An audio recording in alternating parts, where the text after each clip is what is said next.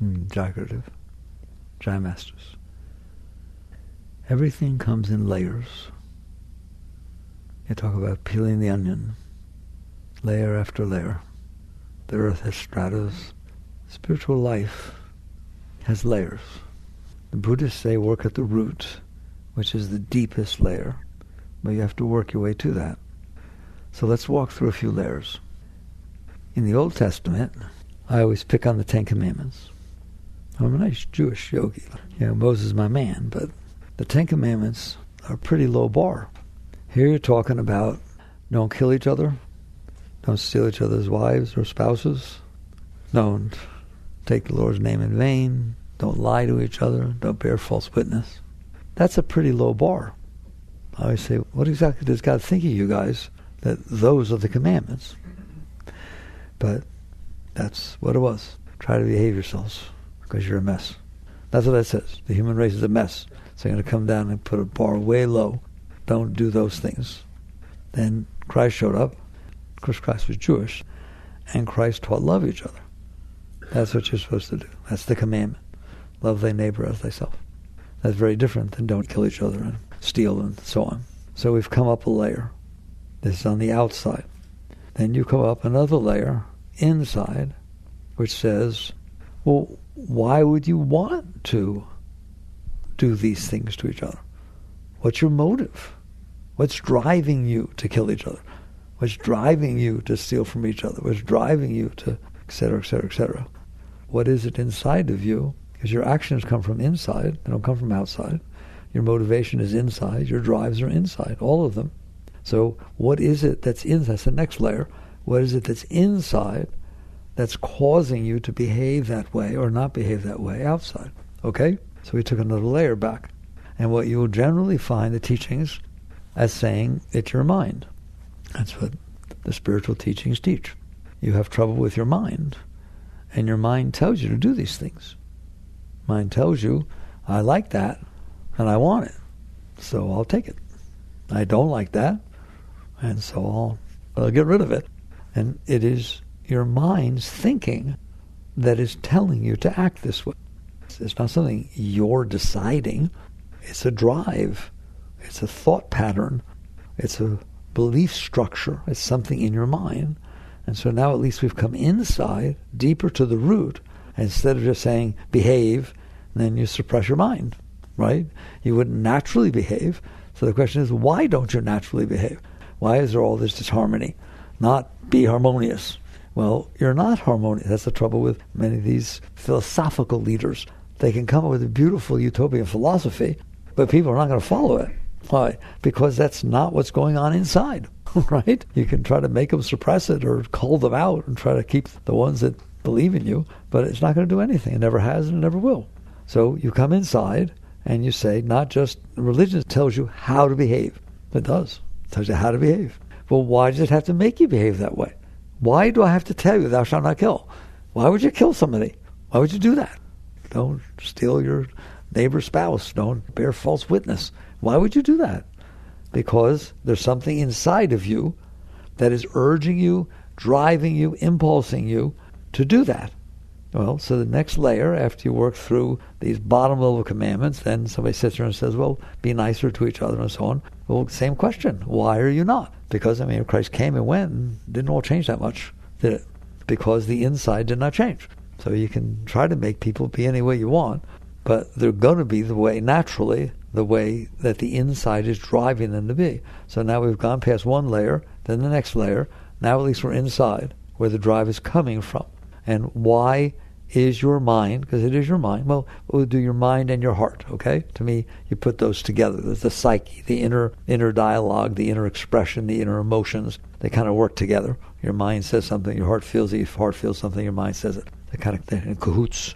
So I don't want to sit there and tell you it shouldn't be like that. Why? Because it is. I want to ask, why is it like that? That's a much deeper question. That's how you go deeper. Not by asking what do I do about it, by asking why is it that way? Otherwise you're trying to put something on top of it to make it not be that way. And much of meditation and much of the spiritual teachings are about Control your mind, anchor your mind, have your mind be nicer, do different things with your mind. And your heart should feel love. You know that. Your heart should feel love. Make it feel love. Good luck. Good luck. If it's not feeling love, there's a reason it's not feeling love. Unless you understand that and deal with that, you're just going to suppress.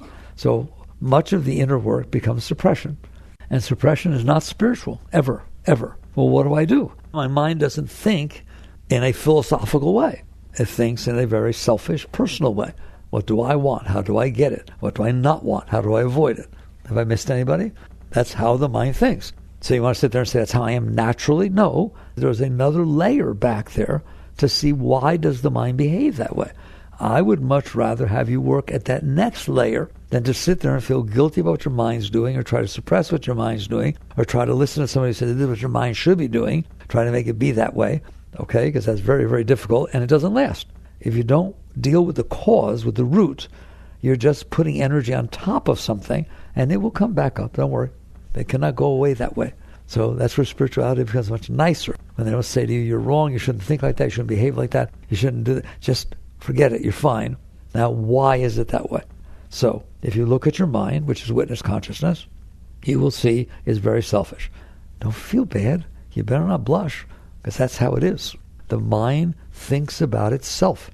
It thinks about, what do I want? How do I want people to view me? How do I want people to treat me? The whole thing. And then what do I not want? How do I avoid this? That hurt me before. I don't want it to happen again. And you'll start realizing, wow, that is what the mind is doing. It's being personal. It's talking about my hopes, my dreams, my beliefs, my concepts, my views, my impressions, my likes, my dislikes. If I check all those off, you found out I covered about 99% of every thought you have. Now, there are thoughts you can have. Let's make this difference right to begin with so you don't feel resistant. Your mind doesn't have to do that, and your mind doesn't always do that. That is what's called the personal mind. There is an aspect of your mind that is intellectual, that is abstract, that can think about the stars, that can think about inventions, that can think about creativity, that's not specifically about your personal gig. I want you to look at the mind not as, even what I said, don't look at it as the personal mind and the abstract, intellectual, impersonal mind. There is a thing called mind. I go through this in great detail in the new book, Living Untethered. There's a thing called mind. That's like saying there's a computer. The computer is not an accounting system. The computer is not an architectural CAD system. The computer is not a cookbook. The computer is anything you want to do with it. It has all those different programs running in it, but it's still the computer. It's the same computer. It can do all these things. Your mind is the same. The mind is just this enormously amazing intellectual machine that can do anything you want. Your mind is something that creates thoughts. How's that? And the thoughts can be anything you want. The mind can run whatever program you need it to run. One of the programs it runs, and is the major program, is called the personal program. What do you mean? Listen to me. I have had experiences, I'm talking for you, I have had experiences during my life. They have come into my mind. Some of them were comfortable, some of them were uncomfortable, and some of them I couldn't care less. Totally neutral. I don't know you. I don't know your name. I don't know you. But I know of your mind. That I assure you. The ones that are neutral, the white lines in the road, the trees you drive by, the people in New York when you're walking down the street that you don't know, the cars that are driving by on an expressway, they just come and go. They just come on in, go on through. It's called open mind. It's a very high state, very Buddhist state. It's very be here now, by the way. You're be here now about all those things. They're happening, you're experiencing them, and they pass through. They don't cause you trouble, they don't come back, they're not in your dreams. They're just coming in and going through. They're experiences, natural experiences. So you're open. Okay, that's what happens with the neutral experiences. What happens with the bad experiences? What do you mean bad? Who said it was bad? You did. It bothered you. That's why it was bad. So if it comes in and it bothers you, it causes disturbance, how's that for a word? It causes disturbance in there, you don't like that. So what do? It's a natural thing. It's not unnatural. If somebody throws something at you, you throw your arms up. You don't have to hit you. If something's coming in from the outside world and it doesn't feel comfortable when it gets in there, you throw your inner arms up. You push it away. You do what's called resist, grab, push, all kinds of stuff. If it's not comfortable, it is very instinctual. It's very natural. Doesn't mean it's right. Natural doesn't mean good or bad. It just means natural to protect yourself. So you're in there throwing up your inner arms, which we'll talk about, your inner hands, and you push it away. That's where Freud's repression and suppression come from. In yoga, we make it even more broader. We call it resistance. Do you resist in there? Come on, I see your pearly whites. Okay, because I'm telling you, almost every minute of your life, you are resisting something. You're just resisting. You're controlling, manipulating, resisting. I don't like this. Anywhere from, this is not comfortable, I don't like it, to, no, I can't handle this. What does it mean I can't handle this? It means I can't let it pass through. It is not comfortable to me. I can't let this be in here. I can't handle it. It's freaking me out. So what do you do with it? I'm going to make it not have happened. You have never, nor has anybody, made something not have happened. You cannot make it not have happened. If it happened, it happened. And if it didn't happen, it's not in there, so don't worry about it. But if it happened, it comes in through your senses, and then you experience it. And so if you sit there and say, I can't handle this, that's intense. You're basically saying, it happened, it's in here, and I can't handle that it happened. You're in trouble. That's not a very healthy state. I'm freaking out in here. So what do? I can't stop it from having happened, but I don't have to experience it. I don't want to experience it. There's a form of denial. I'm certainly not going to let it come all the way in. There's no way this thing's coming all the way in. I'll let some things in. If I love you to pieces and you hug me, I let that in. I let beautiful sunsets in, but I ain't letting this thing in. So what do? Resist. I push it away. Okay? When you push it away, it stays in there. And that's the truth. This is what it means to go deeper. I'm now explaining, yes, we know how the mind is. It's personal. Why? You made it that way. You stored the things that bothered you. They're in there for 10, 20, 30, 40, 50 more years, aren't they? They can stay in there your whole life, things that happen in your childhood. So basically, what is the personal mind? It is the mind, this mind that creates thoughts, this very great mind that you can think with, but you stored a collection of things that bothered you. How many? Oh, I don't even want to count. Every single day you do it. The weather bothers you. Is it hot out, guys? Oh, it's so hot. I don't even want to go outside. I can't handle it. There you go. It's stored inside. You can't handle it. You're resisting it. It'll bother you. You get up in the morning. I don't want to go to work. It's too hot. No, you're in air conditioning. But your mind has stored this negative impression. And it's going to come back up. When you resist, you store it. And the collection of your stored stuff is reflected by your personal mind. That's the negative aspect. When things come in you can't handle, they get stuck inside of you because you resisted them. It's very important to understand there is nothing inside of your mind that you didn't keep there. I don't care how traumatic it was. I don't care how intense it was. If it's still in there, it's because you didn't let it go. There's nothing in there but your will that can keep something that's not happening anymore. It's not happening. It's over. It happened 20 years ago. But now why is it still in there? Why is that still in there when you're 55? Because you resisted it. You stored it inside your personal mind.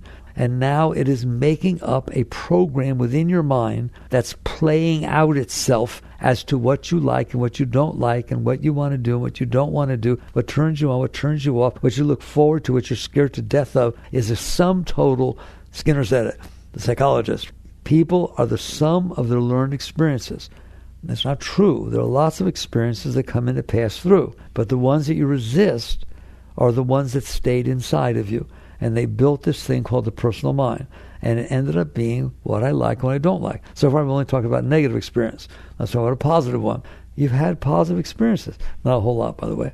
You've had way more, exponential more negative experiences. According to you, by the way. Somebody else liked them, but you didn't like them. You've had way more things happen every day that you are resistant to and that you try to keep at a distance from you, than positive experiences that you just, oh my God, I want it to happen again. I can't wait. I've been dreaming since I was little. Something came in, it turned you on. It made a positive experience. Do you let it pass through? Absolutely not. Why? I like it. I want to keep it. Now you're not trying to push it away. It stays in for that reason. Now it stays because you cling to it. That's the Buddhist word. You cling to it. Oh, I remember it was so beautiful. The first time he told me he loved me. And so you have all these personal experiences that got stuck inside of you. But they didn't get stuck for any reason other than you did it. Your will, your consciousness, you in there, you lives in there. You resisted what was not comfortable to you, and you clung what was comfortable to you. So now you have built the personal mind. It's the same as the rest of mind. It's all one computer. But this is the program that it runs. What program? What I like and what I don't like. What I want to happen again, what I better make sure never happens again. How I get it to happen again, how I make sure it doesn't happen again. Am I getting the topics that generally go on in there? How should I dress so that it happens again? How should I dress so that it never happens again?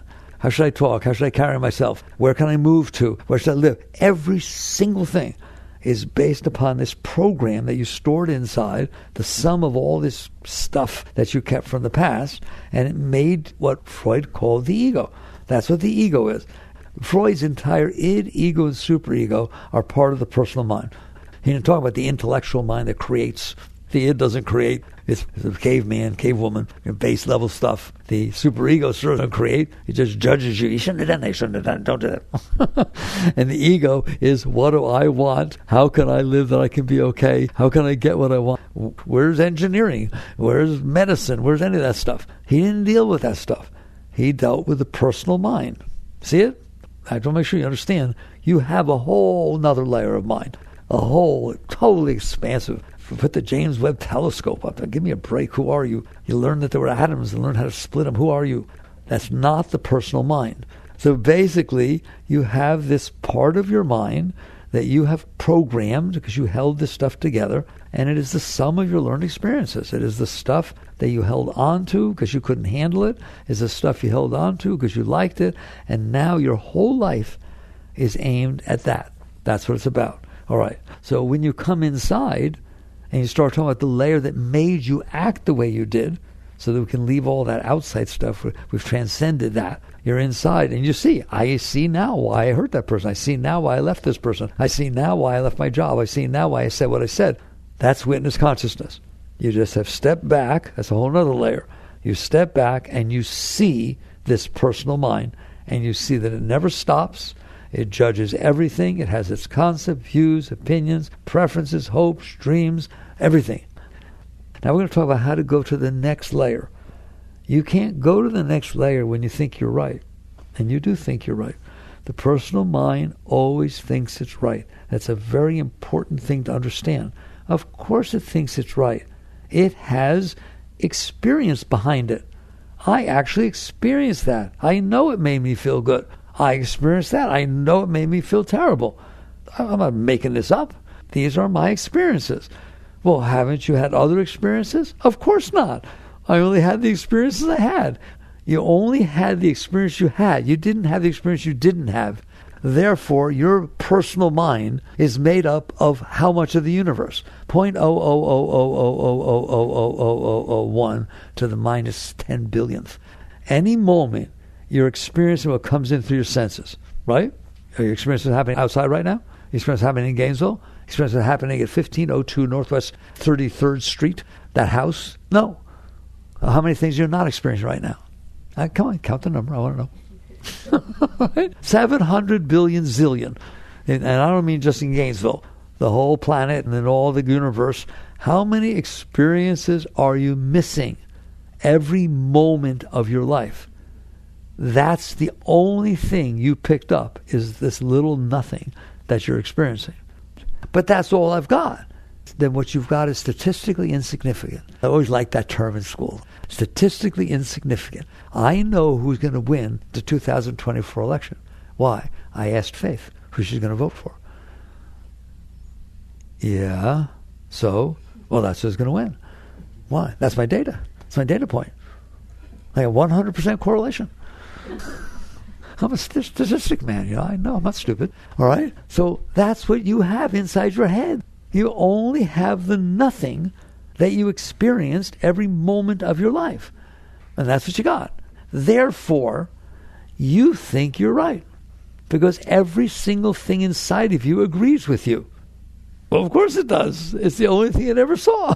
If you take the most brilliant computer that ever was built, ever, some super cray computer, and put in a little bit of data and ask it a question, and then ask it again and again and again and again and again, the same question, and say, I have 100% agreement for the smartest computer that ever was.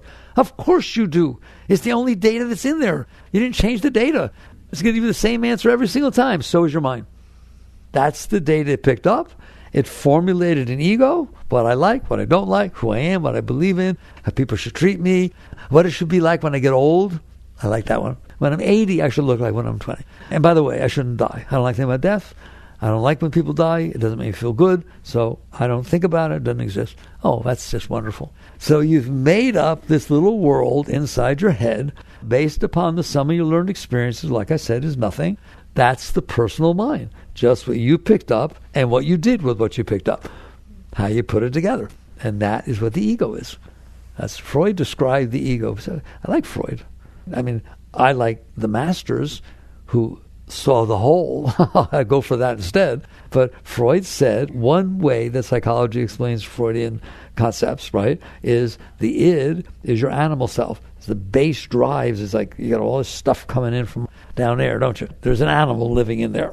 You know that. And then you have a superego that society made sure they put in there so that the animal wasn't running everything. And then he said what ego is in between the two that attempts to make peace, attempts to find a way. I'm okay. If I do this and I don't do this and then it's this and that, I can find a place that's not at war inside myself.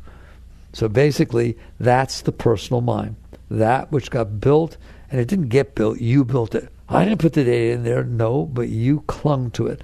You grabbed it and said, I was married to a man named Al, and he was a complete idiot. I trusted him, and I shouldn't have trusted him. I'm never going out with another Al guy.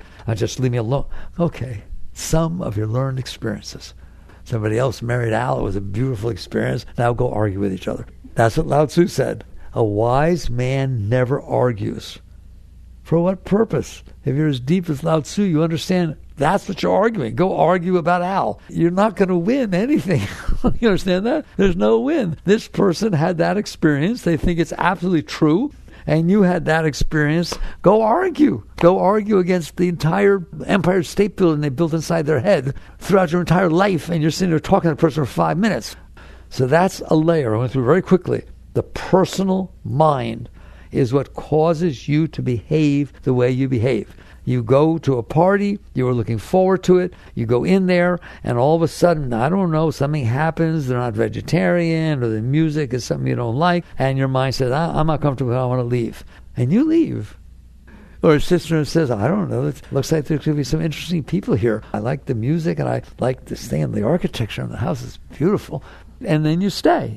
Believe me, if you don't know it yet, you do what your mind tells you. The trouble is, you think you are your mind. You think that voice inside your head says, I don't know, I really loved him when I first met him or her. I really loved them and it was really perfect, but I don't know now.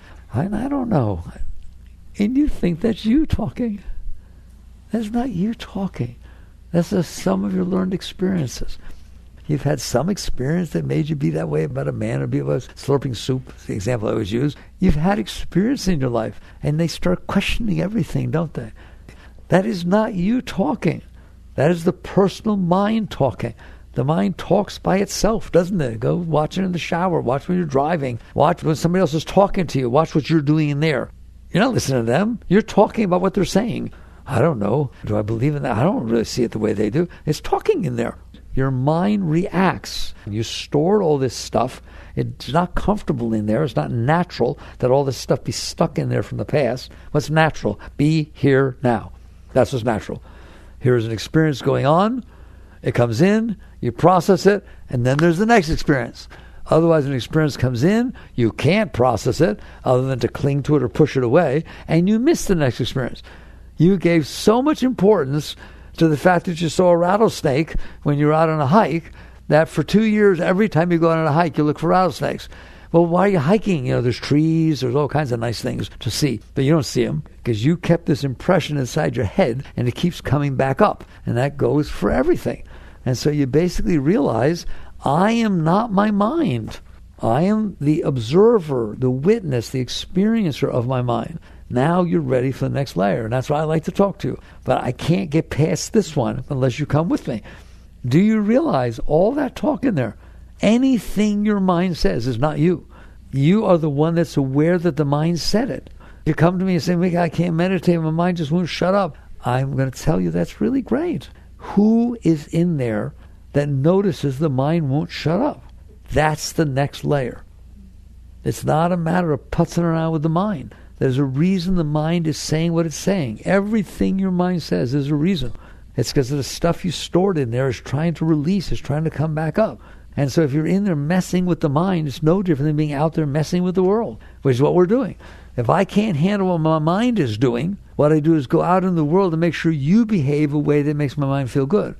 I try to manipulate the outside so that I'm comfortable inside. Why? Because I can't handle my mind. And so basically, eventually you catch on, which is a big eventually, but we're going there, to where you realize, I am not my mind. You just describe the mind, I see where it comes from, and I see all these past patterns coming back up. And yes, I've developed a self-concept, it's called. What is a self-concept? It's not the self, it's a concept of self. It's a thought pattern that I built inside myself that lets me feel somewhat comfortable about the experience that are going on. Not totally comfortable, because there are lots of experiences that can go on that I'm not comfortable with. How about you? And there are lots that I think might go on that I won't be comfortable with, and that's where worrying comes from. I don't know if you get it, but just built this whole thing in here that is very difficult to live with. And so now you know where it came from. That's where it came from. You built it. By repressing, suppressing, clinging, is built all this stuff in there. Then you put it together like a puzzle. Isn't it cute? Put it all together like a puzzle and say, hi, this is me. So it's a concept of self that you put together to try and be okay inside. If it's not working, then either you're not okay inside and you're suppressing, you get depressed and all kinds of things, or you try to change it so that you'll get better feedback and be more comfortable. And there's your life. You have devoted your life to this thing you built inside that is difficult to live with. Why is it difficult to live with? Why is the mind so difficult to live with? Your mind has put together these past experiences that you had. They're your past experiences, they're nobody else's. Nobody else had the experience you had. Nobody. Nobody ever did. Nobody ever will. Just each moment you had these experiences. Nobody had those. Even if we're in the same room, you're looking for a different angle, you came with a different opinion, so you experience it differently. Every single thing, and then put them together linearly every single second throughout your life. Nobody ever came close, did they? So why is it so difficult to live with? Because you think you're right. I can't express that enough. I remember the first time I saw that, I looked at him and I said, who are you in there that thinks you're right? It shouldn't have rained today. Oh, really? What are you, a meteorologist? You studied all the weather patterns for months, and you know it should not. It's wrong. It should not have rained today. No, it was your birthday, and you didn't want it to rain, and that's why it shouldn't have rained today. Who are you? It's not true that it shouldn't have rained just because you didn't want it to. It's not true that he shouldn't have said that just because I can't believe you said that. I never thought you would say something like that. Who are you? What difference does it make what you thought? That's what he said. All the sum of his learned experiences came out in that sentence. You don't have those experiences. You didn't even close. You met him 2 weeks ago. You liked him. Now all of a sudden you know what he should say. You know what he shouldn't have said. You think you're right because it's the only frame of reference that you have is the sum of your learned experiences. Now I'm telling you, nobody else had those experiences. So who are you sitting in there saying what's right and wrong and good and bad and what they shouldn't have said? And I can't believe you said that. This is, I trusted you. I like that one the most. I trusted you. I trusted that you wouldn't say something like that. What do you mean you trusted them? You trusted them to be the way you made up that they were. Your frame of reference saw this person that reminded you of John Wayne, and he was kind of an interesting character, and you didn't think he wore a ball cap, he wore a cowboy hat. I'm trying to pick something that won't step on your toes. So what you mean when you say, I trusted you, is I trusted that you would be the way that my mind made up that you would be. Otherwise, what you're saying, I really like. I trusted that you would be yourself. But that's not what you mean, is it? I trusted that you would act in accordance to some of your learned experiences, and I would be able to be okay with that. That is not even close to what you mean. So now we're getting right down to reality, aren't we? You have built this model. It's called the personal mind inside your computer mind, and it runs all the time. Why? Because it doesn't want to get hurt and it wants to feel good. It's kind of natural. Pleasure pain principle. I'd rather feel pleasure and I don't want to feel pain, and these are the experiences I've had, therefore everything should be the way I want. That's what you did inside your head. That didn't happen outside. It has nothing to do with the outside. outside hasn't happened yet. It's like a motion picture that flows in front of you. It's the result of all the force that make it be the way it is. It rains when it rains, and people say what they say, and this happens, and that happens. And if you study history, you'll see why they happen. They have their own history, don't they? Every single thing, and there it is. That's not going to match what you made up. What you made up is based on your personal past experiences. This has nothing to do with that. Nothing. The world unfolding in front of you has nothing to do with your past experiences. It's all new. The atoms that made up your past experiences are not there anymore. These are the ones. Here they are. Here they come. And it passes by. But you don't let it pass by. You look at it through the lens of the sum of your learned experiences. You're looking at the present through the lens of your past stuff. Not even your past, just the stuff you stored from your past. It is not going to match, is it? And that's why you're anxious. That's why you worry. That's why you have tension. That's why you're not happy. That's why you get depressed. That's why all these things happen, because you know there's not a chance that that thing by itself is going to unfold the way you want it to. How honest do you want to have a discussion? That's an honest discussion, and that includes your relationships. You know that the probability someone's going to be exactly the way you want them to be when they come home from work is very low. So you have to sit there and manipulate and control and try to create situations that let it make it be the way you want. It's a lot of work, isn't it? You want to call that having fun? That's not fun. That's why Buddha said all of life is suffering. He didn't mean you broke your arm all the time. He means you're in there doing that. I don't know if you're rich, poor, male, female, sick, healthy, young, old. You're still doing that stuff, aren't you? You're in there attempting to be stable inside by putting all these pieces together and saying, this is who I am, and this is what's right, and this is what's wrong, and then looking out into the world and hoping it'll match. Because what happens when it doesn't match? You freak out completely. When it does match, you get all excited. So now you have a foundation now that is the next layer. All right? What's the next layer? The next layer is very beautiful. The next layer we call witness consciousness or mindfulness. You are aware that that's what's going on. That's a very deep state. I am aware that this thing in here that's talking to me, my mind, is the sum of its learned experiences. Things have to be the way I like for me to be okay. And if things are not the way I like, I'm not okay. If things are the way I like, I'm okay. And therefore, you all of you, by the way, should be the way I need you to be so that I'm okay. Waking up means you step back and you see that's what's going on. What we just talked about, that's what's going on inside of me.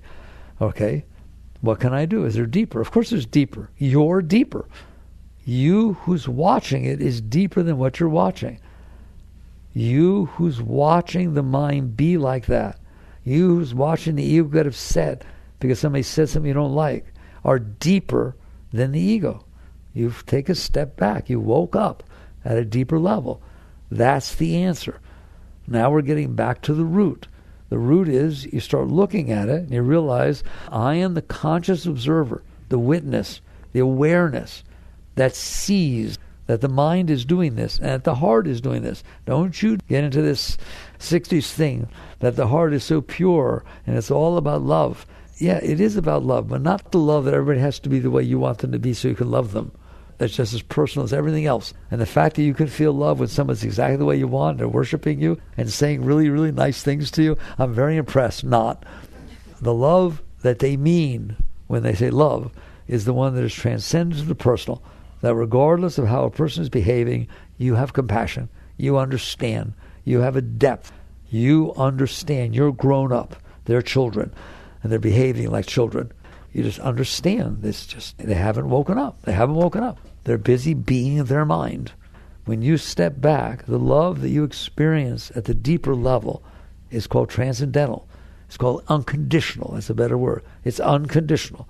No matter what is going on, no matter how they're behaving, no matter what they're saying to you or to anybody else, there's love in there. Now, from that place, can you bring about change? That's the only place you can bring about change. You can't go head on against somebody's mind. They have their own experiences. Like you guys are arguing this side and that side.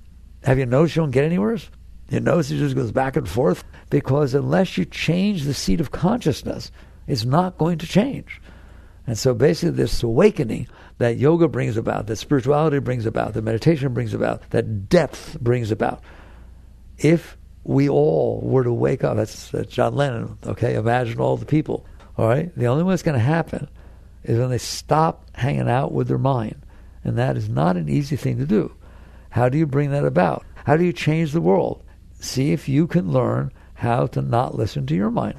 If you can learn how to transcend your mind, you're one step closer to being able to help others learn how to transcend theirs. If you can't transcend your own mind, and you believe you're right, and you have all this anger and anxiety and hate and all this stuff going on inside of you, because things are not the way your mind wants it to be, you're just part of the problem. You're not helping anything. The answer is always to step back at the next level. So the next level is consciousness. I am aware that my mind is having a problem. I'm not having a problem. I'm aware that my mind is having a problem. I am aware that my heart hurts. I don't hurt. I'm aware that my heart hurts.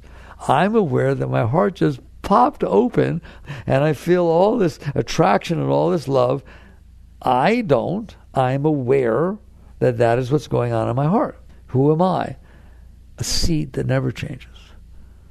I am the one consciousness that sees when it feels love, that sees when it stops feeling love, that sees when it agrees with something, that sees when it disagrees with something.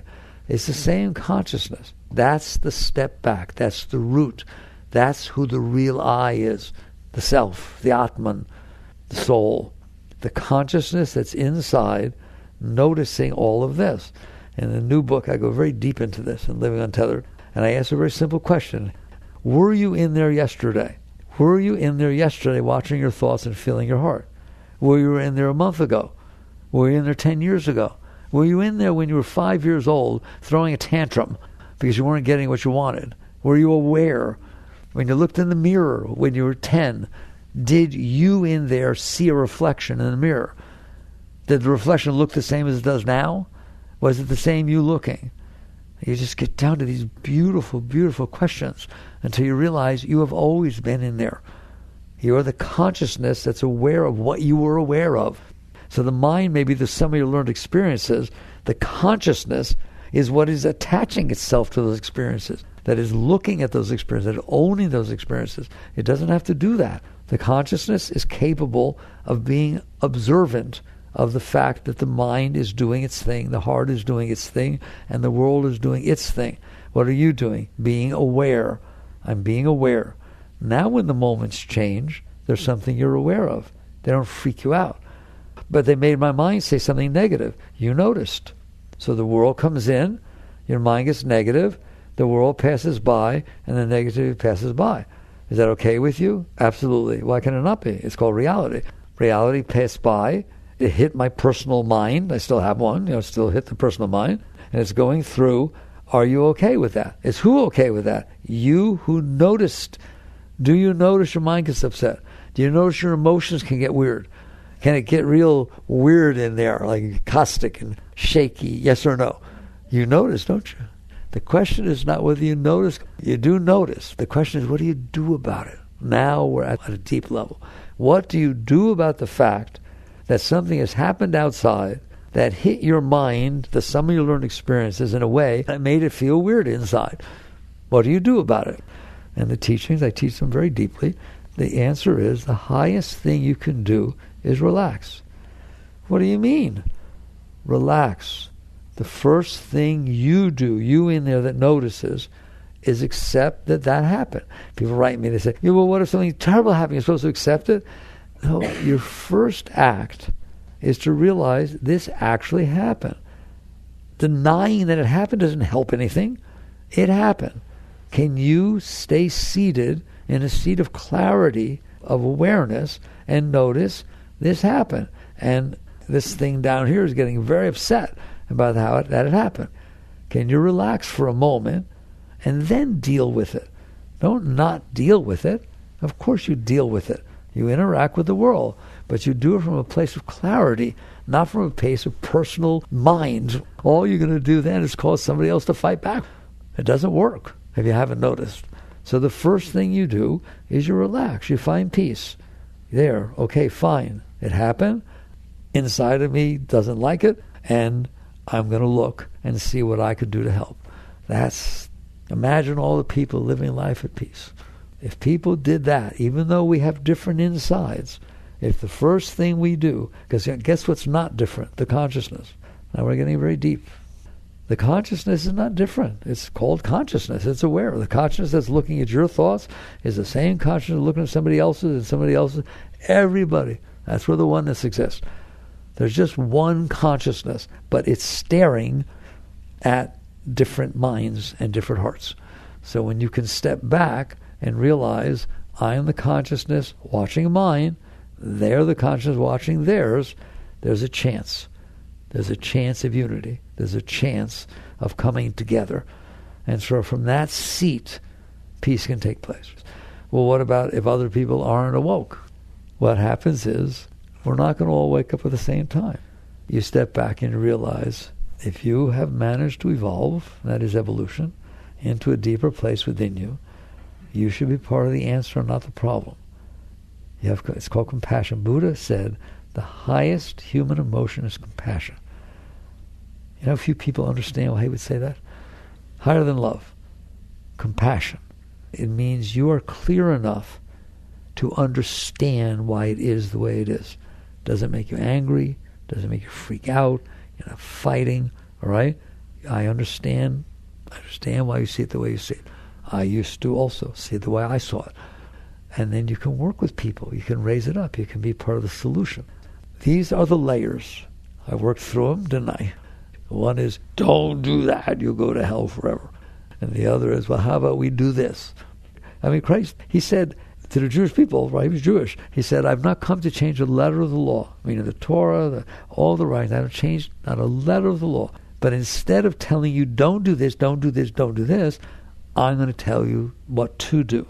And that's love. Love your neighbor as yourself. That was the message. It was the next layer. But it doesn't happen unless people change. The mind did not change, right? Because he said that. And so then you come back and you start to realize, my problem is not what I'm doing or saying, it's why I'm doing and saying it. And then you're looking inside. You brought it inside. And now I see why I'm doing and saying it. Because I built a personal mind in there that thinks it's right. Well, then what's the next layer? Once I'm comfortable with my own personal mind, I see him. I see he has problems. I see his preferences. I see he judges. I see all that. Who sees that? That's the great secret step. Who sees that? And you start to center on the consciousness, on the awareness of being. And that's where the oneness exists. That's when they talk about union and oneness. And then I always close in the same place. It's time to stop. We built it back to there. Now what? If you get back there and get comfortable back there, what does that mean? Just keep relaxing. Can you handle everything that happens and what it does to your insides? Can you handle it? Can you handle the ups and the downs and this and that? And just relax and deal with it, but from a place of depth, of consciousness. What will happen is you'll start to feel joy. Why would I feel joy? That is the nature of your being. The nature of consciousness is Satchidananda, eternal conscious ecstasy. It has a nature. It's aware of things, but it has its own nature. Its nature is ecstasy, total, eternal ecstasy. And you start feeling that. That's how the masters know that that's that way. You start feeling that all the time in your life. Just these upward rushes of beautiful energy pulling you up into it. And so it's so attractive that your consciousness wants to go there instead of wanting to look at your personal mind. It then becomes very easy to let go of yourself. Because this is nicer than anything. Ramana said that. At some point, what's going on inside of you is nicer than anything that can come in from the outside. You reach that point where you start feeling that joy, that ecstasy, the supreme unconditional love, and your consciousness falls back into that. And it will start to pull you up. That's called the ascent. And it's not a matter of forcing this or this technique or that technique. It just pulls you up into it. And the great ones let go. That's a very deep state. Christ said you must die to be reborn. You must let go of your personal self to be able to pull back into the spiritual self. And what happens? I always stop with Mayor Baba. Mayor Baba said, when I reached that state, it was like my drop of consciousness that was busy looking down at me fell back into an ocean of consciousness. Find the drop when it falls into the ocean. Never again. That's called merger. The word yoga in Sanskrit means union. The union of the Atman with the Paramatman. The union of the individual consciousness that's looking at your individual mind and heart falls back into the source of consciousness. And you all have a name for the source of consciousness. God, that which always was and always is. And the great ones teach you. Christ said, my Father and I are one. All of you are in that state, but you're busy looking at your personal mind. Now you understand the solution to every problem that ever existed in the history of all of humanity and never will. You are the solution to evolve and release back to the impersonal, to the deeper part of your being. All right, so we did some of the layers. I hope you understand these things. Jagrative.